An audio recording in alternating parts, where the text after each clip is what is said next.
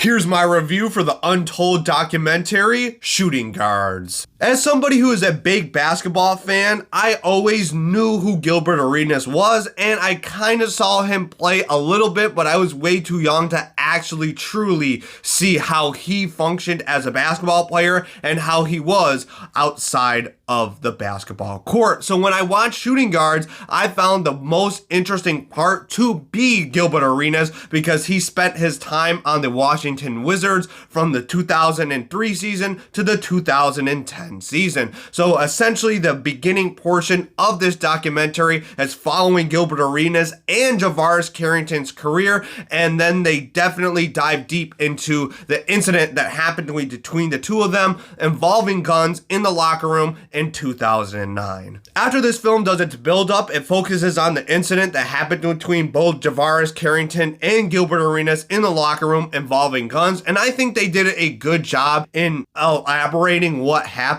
They took players that were in the locker room during the time, and they basically showcased the repercussions of what happened to both Gilbert Arenas and Javaris Carrington after this incident, to where they were both suspended for 50 games. I personally found this to be really interesting and really one of the highlights of this documentary because I was too young to be invested in the NBA when this actually happened. So watching this documentary was like me witnessing it for the very first time. One thing that I did notice in this documentary is the tone switches very drastically. The first 2/3 of this documentary is a lot about basketball and the NBA and how they handled that incident in the locker room. And the last third of this film is more centered around Javaris Carrington and his life after the NBA. Now, I'm not against that, but I was way more interested in the NBA portion than I was in his life, but it definitely is all tied together because this incident in the locker room that happened between Gilbert Arenas and Javaris Carrington definitely affected his life, as unfortunately Javaris Carrington after the NBA goes on to kill an innocent bystander in a crime that he commits